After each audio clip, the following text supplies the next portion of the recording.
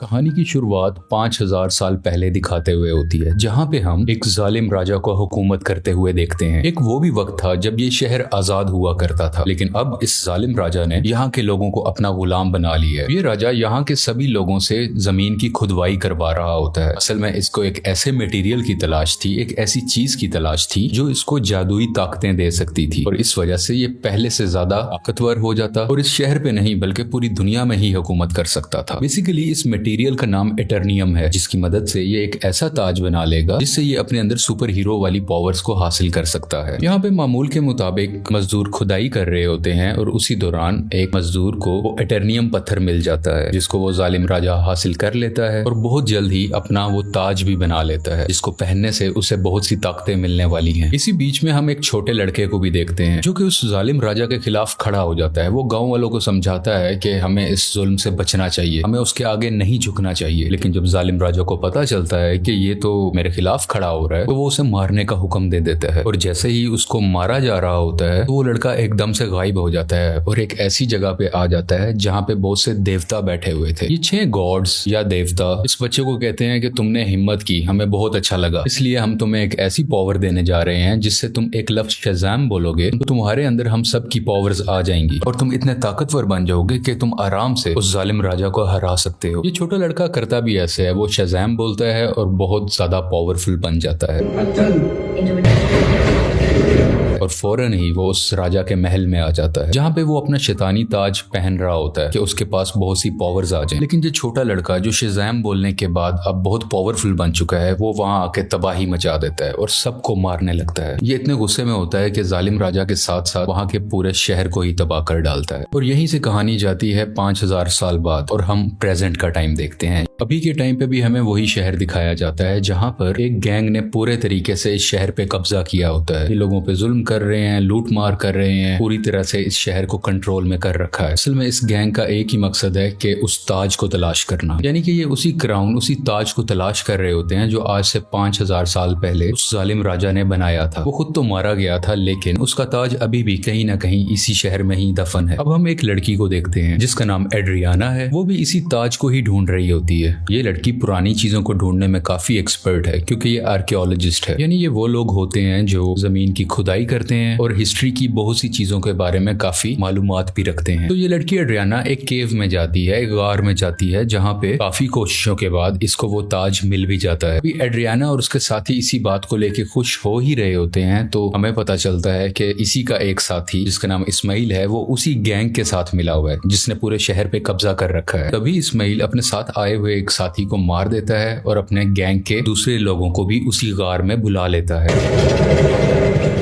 सब लोग इसकी तरफ गन पॉइंट करते हैं और उसे कहते हैं कि एड्रियाना, हमें तुम वो ताज दे दो। तभी ये लड़की नीचे देखती है और वहां पे कुछ वर्ड्स लिखे होते हैं। जब ये उसे पढ़ती है तो इसके मुंह से निकल जाता है शज़ाम। ये लफ्ज बोलते ही वहां पे ब्लैक एडम आ जाता है और वहां पे आए हुए सब गुंडों को मारने लगता है। इतना मारता है कि वहां पे कोई भी नहीं बच पाता। जबकि रही बात इस्माइल की, जो गुंडों के साथ मिला हुआ था, वो वहां पे मरने का नाटक करता है, इसलिए उसकी जान यहाँ पे बच जाती है। क्योंकि एड्रियाना ने ब्लैक एडम को जिंदा किया होता है, दोबारा से जगाया होता है, तो वो उसको कुछ भी नहीं कहता। अभी ब्लैक एडम वहीं पर होता है कि गैंग के कुछ और लोग आ जाते हैं और उस पर एक स्पेशल वेपन से अटैक करते हैं। ये वेपन उसी एटर्नियम मटेरियल से बना होता है जिसकी मदद से वो ताज भी बना था। और जैसे ही ये मिसाइल ब्लैक एडम को लगता है तो उसे वाकई ही दर्द महसूस होती है। ब्लैक एडम उस मारने वाले गुंडे की तो जान ले लेता है, लेकिन उस रॉकेट या उस छोटे से मिसाइल के लगने की वजह से खुद भी बेहोश हो जाता है। तो हमें यहाँ पे ये पता चलता है कि एटर्नियम ऐसा मटेरियल है जो ब्लैक एडम की कमजोरी है और इसी मटेरियल से ब्लैक एडम को मारा भी जा सकता है। तो ये देखते हुए एड्रियाना काफी परेशान हो जाती है और वो ब्लैक एडम को अपने घर ले जाती है। जैसे ही ब्लैक एडम को होश आता है तो वो यहाँ पे एड्रियाना के बेटे से मिलता है। ये बच्चा ब्लैक एडम को कहता है कि आप 5000 साल से उस गार के अंदर बंद थे, अब क्योंकि हमारा शहर गुलामी बसर कर रहा है, वो गैंग हमें जीने नहीं दे रहा, तो आप हमारे लिए एक मसीहा बन के आए हो, आप ही हमारे शहर को उस गैंग से बचाओगे। ब्लैक एडम को यहाँ पे कोई फर्क नहीं पड़ता। वो कहता है कि आज से 5000 साल पहले ये मेरा शहर हुआ करता था, अब यहाँ पे सब कुछ बदल चुका है, तो इस शहर को बचाने के लिए मैं रिस्पॉन्सिबल नहीं हूँ। मुझे इस शहर और यहाँ के लोगों से कोई मतलब नहीं है। और ये बात कहते ही वो घर से बाहर आ जाता है और शहर में फिरने लगता है और शहर को देखने लगता है। इसके बाद हम एक फीमेल लीडर को देखते हैं जिसका काम इस दुनिया में आने वाले सुपर हीरो और सुपर विलन्स को रोकना होता है। दुनिया में ऐसे हालात रखने होते हैं जिसकी वजह से आम लोगों को कोई मुश्किल ना आए और हमारी जमीन को भी कोई खतरा ना हो। वो यहाँ पे एक सुपर हीरो हॉकमैन से बात कर रही होती हैं। कहती हैं कि ब्लैक एडम अब वापस आ चुका है और उसे अगर रोका ना गया वो पहले की तरह इस बार भी बहुत ज्यादा तबाही मचा सकता है, और वो अगर पागल हो गया, वो गुस्से में आ गया, तो उसको रोकना लगभग नामुमकिन है। हॉकमैन इस चीज के लिए राजी हो जाते हैं और अपनी टीम इकट्ठी करते हैं जिसमें और भी बहुत से सुपर हीरोज शामिल होते हैं और सब मिलकर ब्लैक एडम को पकड़ने के लिए निकल जाते हैं। दूसरी तरफ उस गैंग के कुछ लोग एड्रियाना के घर पहुंच जाते हैं क्योंकि उन्हें पता था वो ताज अभी भी उसी के पास है, तो वो ताज लेने ही गए थे। और जैसे ही वो लोग एड्रियाना की फैमिली पे हमला करने वाले होते हैं तो ब्लैक एडम्स वहां पे उनको बचाता है और उस गैंग के लोगों को एक बार फिर से मार डालता है।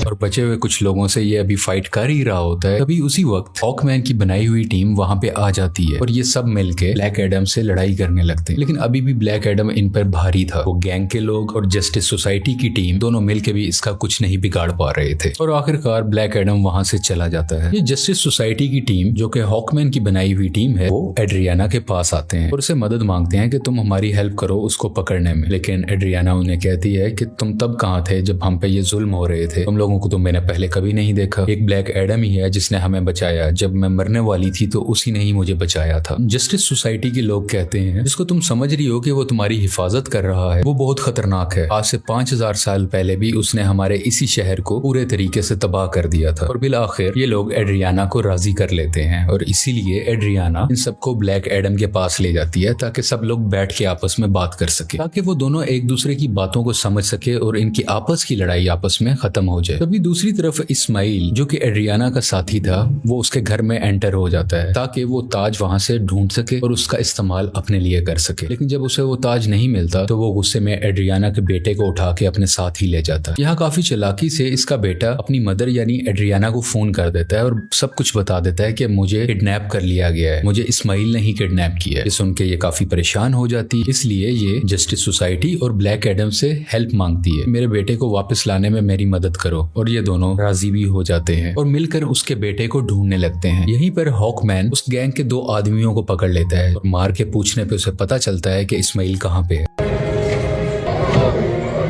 इस्माइल ने उसके बेटे को एक खुफिया जगह में रखा है जो कि एक रेगिस्तान में है। और जब ये सब यानी ब्लैक एडम और जस्टिस सोसाइटी उस जगह पर पहुंचते हैं तो देखते हैं कि इस्माइल ने उसके बेटे पे गन पॉइंट की हुई है। और यहाँ पे इस्माइल एक राज बताता है कि वो गैंग जो पूरे शहर में तबाही मचा रहा है उसका लीडर मैं ही हूँ और ये सब गुंडे मेरे लिए ही काम करते हैं। इसलिए वो एड्रियाना को कहता है कि अगर तुम्हें अपने बेटे की जान बचानी है तो मुझे वो ताज दे दो। तो ये परेशान माँ उसको वो ताज दे देती है ताकि उसके बेटे की जान बच सके, लेकिन इसके बावजूद भी वो उस बच्चे पे गोली चला देता है। और जैसे ही ब्लैक एडम ये देखता है तो वो तेज स्पीड से उड़ता हुआ उसके आगे आकर उस बच्चे की जान बचा लेता है और यहाँ पे इस्माइल को अपनी लाइटनिंग से जला के मुकम्मल तरीके से खत्म कर डालता है।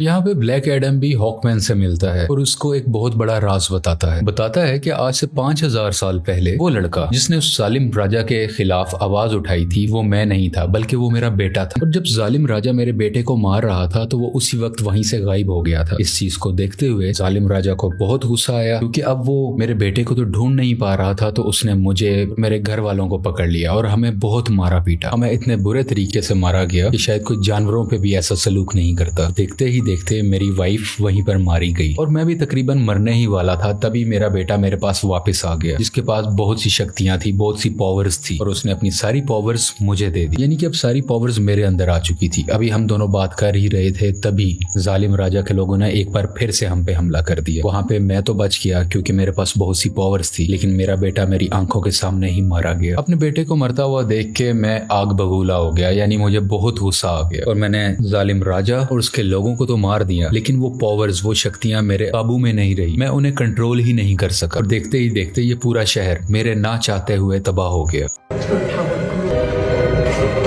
मेरा ऐसा करने की वजह से उन देवताओं ने, जिन्होंने मेरे बेटे को शक्ति दी और वो शक्ति अब मेरे पास है, वो बहुत नाराज हो चुके थे कि मैंने अपनी पावर का मिसयूज किया है, मैंने अपनी पावर को कंट्रोल में नहीं रखा। इसीलिए उन्होंने मुझे उस केव में बंद कर रखा और मैं कई हजार साल तक उस केव, उस गार के अंदर बंद रहा। जब एड्रियाना ने आके नाम लिया तो मैं एक बार दोबारा से जिंदा हो गया। यहाँ पे ब्लैक एडम को अभी भी बहुत अफसोस होता है कि उसकी वजह से पहले भी बहुत ज्यादा तबाही मची और अब भी बहुत ज्यादा तबाही मची है, बहुत से लोग मारे गए। ये वो हॉकमैन को कहता है कि मैं सरेंडर करना चाहता हूँ, मैं अपनी पावर्स को खत्म करके तुम लोगों के हवाले करना चाहता हूँ ताकि मेरी वजह से किसी को कोई नुकसान ना पहुंचे। इसके बाद ब्लैक एडम शज़ैम का वर्ड बोलता है, जिससे वो वापस से अपनी एक नॉर्मल फॉर्म में आ जाता है, यानी वो एक नॉर्मल इंसान बन जाता है जिसके पास इस वक्त सुपर पावर्स नहीं है। और जब तक ये दोबारा शज़ैम नहीं बोलेगा तब तक ये वापस से ब्लैक एडम नहीं बन सकता। इसलिए ये इनसे रिक्वेस्ट भी करता है, तुम मेरे साथ कुछ ऐसा करो कि मैं दोबारा से ये वर्ड बोल ही ना सकूं। आखिरकार ब्लैक एडम को पानी के अंदर डाल दिया जाता है और उसके मुंह में एक ऐसी डिवाइस लगा दी जाती है जिस वजह से ये बोल ही ना पाए। ये एक छोटी सी जेल होती है जिसमें ब्लैक एडम को बंद कर दिया जाता है। दूसरी तरफ हमें इस्माइल को दिखाया जाता है जो कि मर चुका था और अब वो हेल के अंदर आ गया है। इस्माइल को एक बात शुरू से पता थी कि अगर वो उस ताज की ताकत को हासिल करना चाहता है तो उसका तरीका ये है कि उसको वो ताज अपने हाथ में पकड़ना होगा और उसी वक्त कोई ना कोई उसको मारे ताकि वो मर के हेल में आ जाए, यानी कि जहन्नुम में आ जाए और वो हेल के डीमन से यहाँ पे मिल सके जिनसे वो पावर हासिल कर सके। ये सारी बातें इस्माइल शुरू से ही जानता था, इसीलिए उसने ब्लैक एडम को उकसाया कि मैं जैसे ही एड्रियाना के बेटे को मारूंगा ब्लैक एडम आके उसे बचाएगा और मुझे मार डालेगा। और उसी वक्त ताज भी उसके हाथ में ही था। ये सब बातें ये शुरू से जानता था और सब कुछ इसके प्लान के मुताबिक ही हो रहा था। यहाँ हेल के डीमंस इस्माइल से मिलते हैं और उसको अपनी पावर्स दे देते। पहले जैसा इंसान नहीं था, ये सबाक बन चुका होता है। इन पावर्स के साथ इस दुनिया में आ जाता है और हर तरफ तबाही मचाने लगता है। जैसे ही जस्टिस सोसाइटी को इसके बारे में पता चलता है तो वो इसके मुकाबले के लिए इसके सामने आते हैं। यहाँ पे काफी देर लड़ाई चलती रहती है, लेकिन सबाक क्योंकि बहुत ज्यादा पावरफुल था तो ये सब मिल के भी उसको नहीं रोक पा रहे थे।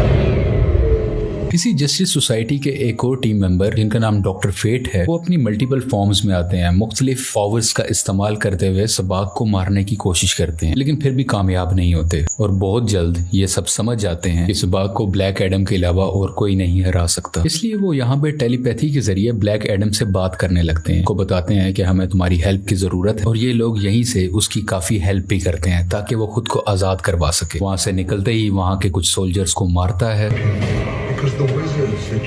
पानी से बाहर आता है और बाहर आते ही सीधा शज़ैम बोलता है, जिसकी वजह से उसको ब्लैक एडम्स की पावर मिल जाती है और बगैर वक्त ज़ाया किए सबाक के पास जाने लगता है। दूसरी तरफ जस्टिस सोसाइटी के लोग अभी भी सबाक से लड़ रहे होते हैं और इसी दौरान उनका एक साथी डॉक्टर फेट वहीं पर अपनी जान से हाथ धो बैठते हैं, यानी कि मारे जाते हैं। हॉकमैन भी काफी ज्यादा सबाक से लड़ रहे होते हैं, लेकिन इनकी कोशिशें कुछ ज्यादा कामयाब नहीं होती। लेकिन अच्छा तो तब होता है कि उसी वक्त वहां पे ब्लैक एडम भी आ जाता है और अब ब्लैक एडम और सबाक की काफी लड़ाई होती है। ये फाइट काफी टक्कर की थी, लेकिन वक्त के साथ ऐसा लग रहा था कि सिर्फ ब्लैक एडम ही है जो सबाक को हरा सकता है। और कुछ ही देर के बाद ब्लैक एडम सबाक के सर को पकड़ के उसके 2 हिस्से कर डालता है और उसको मुकम्मल तरीके से फाड़ कर आखिरकार सबाक की जान ले लेता है। इसी वजह से सबाक की मौत हो जाती है और सब कुछ सुकून में आ जाता है, सब कुछ ठीक होने लगता है। शहर के लोग ब्लैक एडम को अपना मसीहा मानने लगते हैं। वो सब इस बात को मान लेते हैं कि ब्लैक एडम ने हमें और हमारे शहर को बचाया है। इसके बाद हम उसी लेडी को देखते हैं जिसने जस्टिस सोसाइटी की टीम को बनाया होता है ताकि वो ब्लैक एडम को रोक सके। वो यहाँ पे ब्लैक एडम को कहती है कि ठीक है, तुम्हें जो करना है वो करो, लेकिन तुम अपने इस शहर से ना निकलना। तुम इस शहर के लोगों के मसीहा बनो, उनका ख्याल रखो, गार्डियन बनो, मुझे उसे परवाह नहीं है, लेकिन अपने इस शहर से तुमने नहीं निकलना, क्योंकि अगर तुम इस शहर से बाहर आए तो तुम्हारे लिए अच्छा नहीं होगा। यहाँ पे ब्लैक एडम बैठा उसको देखता है और कहता है कि मुझ पे कोई हुक्म नहीं चला सकता और उसका जब भी कुछ भी करने को दिल करेगा वो अपनी ही मर्जी करेगा। लेकिन तभी वो लेडी बोलती है, हाँ शायद तुम ठीक कह रहे हो, तुम्हें इस दुनिया में रहने वाला तो शायद कोई नहीं रोक सकता, लेकिन मैं किसी ऐसे को जानती हूँ जो हमारी दुनिया से नहीं है। और ब्लैक एडम को गुस्सा आता है और वो स्क्रीन को ही तोड़ देता है जिससे वो लेडी बात कर रही थी। स्क्रीन के टूटने से हर तरफ धुआं ही धुआं होने लगता है और तभी उस धुएं से बाहर आता है सुपरमैन और वो ब्लैक एडम को कहता है कि हमें शायद बैठ के बात करनी चाहिए। और यहाँ पे सुपरमैन के ये कहते ही इस मूवी की कहानी यहीं पे खत्म हो जाती है।